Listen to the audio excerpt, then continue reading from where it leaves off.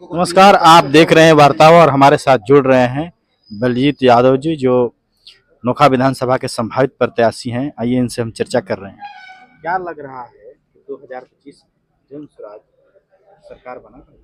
बिल्कुल निस्संदेह जिस तरह से हम लोग प्रयास कर रहे हैं, प्रशांत जी जिस तरह से एक एक दिन में दो सभाएं कर रहे हैं, कम से कम 50,000 से 1 लाख की भीड़ आ रही है और वो सारे लोग बिना पैसे के आ रहे हैं।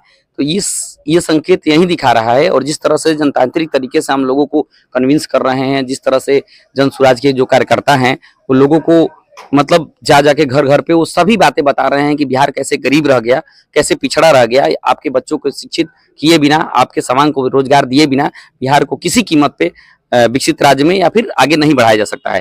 तो जिस तरह से लोग समझ रहे हैं, जिस तरह से भाव विभोर हो रहे हैं, उससे ये पूरी तरह से क्लियर हो गया है कि बिहार की जनता जाग चुकी है और बिहार में अगली बार जन स्वराज की सरकार बनेगी। बिहार में ज्यादातर वोट जाति और पार्टी के नाम पर पड़ता है। इस परंपरा को जन स्वराज कैसे तोड़ता है? बिहार में ही नहीं, देश के बहुत सारे राज्यों में जाति और पार्टी के नाम पर वोट पड़ता है। लेकिन जैसा हमारे सूत्रधार माननीय प्रशांत किशोर जी कहते हैं कि अगर कोई व्यक्ति, अगर कोई मुद्दा इन सभी छोटे छोटे जो सामाजिक मुद्दे हैं इनसे बड़ा दिखने लगे, तब जनता इन सब से ऊपर उठकर विकास के नाम पर वोट करती है, मुद्दों के नाम पर वोट करती है। अब उस समय आ गया है जब बिहार की जनता शिक्षा और रोजगार पर वोट करने जा रही है, क्योंकि बिहार की जनता को ये समझ में आ गया है कि हमारी जिहालत की वजह केवल अशिक्षा है, बेरोजगारी है। बिहार में आप जिस समाज से आए हैं, उनके सबसे ज्यादा बड़े लीडर तो यादव, लालू यादव, क्या उनको छोड़ के लोग जन स्वराज की ओर जुड़ेंगे आपके माध्यम से? जन स्वराज के तरफ जुड़ रहे हैं, ये तो हम देख रहे हैं ना। हम आज की स्थिति में, जब जन स्वराज नहीं था तब यादव के वो सर्वमान्य लीडर हुआ करते थे।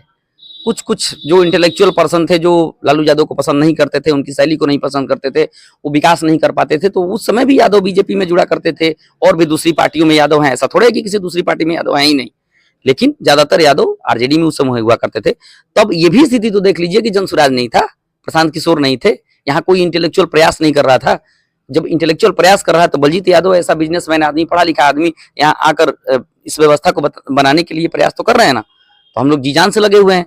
मेरा जाके किसी भी गांव में, किसी भी जगह पे पता करिए, मैं जितना मेहनत कर रहा हूँ सुबह 6 बजे से लेके और रात के 8, 9, 10 बज जाता है घर जाने में, तो ये इंस्पिरेशन भी लोग देखते हैं कि पढ़ने लिखने वाला लड़का जो बिजनेस कर रहा है, ये लड़का यहाँ आके इतना मेहनत कैसे कर पा रहा है।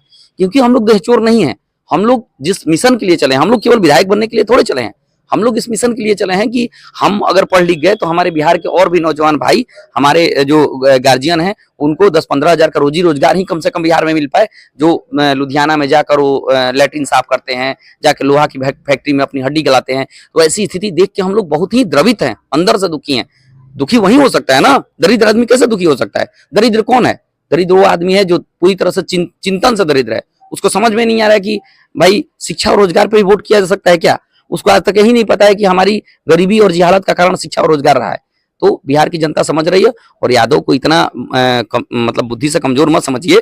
और घी दूध खा के सब ठीक हो गए हैं और बिहार को इस बार जन स्वराज को लाने के लिए यादव पूरी तरह से मदद कर रहे हैं। और मेरे जैसे चलिए आपको गांव में दिखाता हूँ, बहुत सारे यादव कह रहे हैं कि नहीं, और नोखा की तो स्थिति और भी बदतर है, तो करेंगे वोट।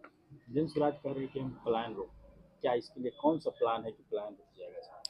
सोशल मीडिया पे पूरी तरह से तैर रहा है ये प्लान, व्यक्ति जान चुका है। ये प्लान ये है कि बिहार को फैक्ट्री का हब नहीं बनाया जा सकता और धीरे धीरे फैक्ट्री यहाँ स्थापित भी किया जाएगा, तो उसके लिए कम से कम 20 से 30 साल का टाइम लगेगा। उसमें केंद्र सरकार की मदद चाहिए, उसमें बिहार के अपने बजट से ये सारा काम नहीं हो सकता है।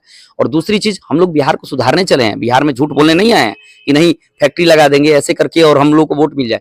हम लोग पूरी तरह से बता रहे हैं और पूरा एकदम इकोनॉमिक्स की टीम पूरी लगी हुई है और रिसर्च करके बता रही है कि बिहार को फैक्ट्री का हब इतना जल्दी नहीं बनाया सकता। बनेगा, ठीक है, 40-50 साल, 20 साल, 30 साल लगेगा। तो कह रहे हैं कि इस छठ के बाद किसी को बाहर रोजगार, बिल्कुल, वो 50 लाख लोग जो हमारे भाई गए हैं बाहर मजदूरी करने के लिए, उनको 10-15 हजार का रोजी रोजगार यही दिया जाएगा। वो देने का माध्यम दो होगा, दो तरीके से बताया जा रहा है कि जैसे हम लोग पहला प्लान ये है कि पलायन रोक देंगे।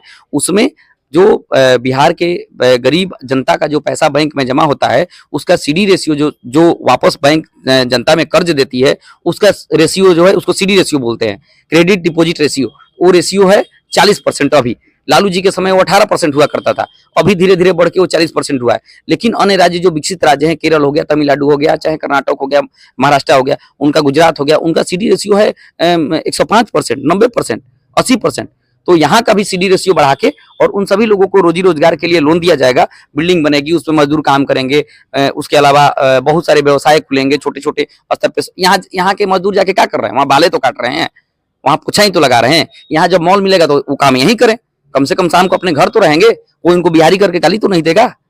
तो इस अस्मिता के लिए लड़ रहे हैं। बिहार ज्ञान का हब बनाया जा सकता है। पूरी देखिए, कोई नेता अगर बिहार की जनता को अभी भी बरगलाने के लिए ये बात कह रहा है कि हम यहाँ 2,500 रुपया दे के यहाँ के लोगों को सुखी संपन्न कर देंगे, 2,500 रुपया नहीं, एक एक व्यक्ति को 1-1 लाख रुपया भी दे लीजिएगा ना, तब भी यहाँ के लोगों को सुखी नहीं बना पाइएगा जब तक शिक्षा रोजगार नहीं दीजिएगा। यहाँ के लोगों को शिक्षा और रोजगार चाहिए, इसीलिए जनसुराज चाहिए।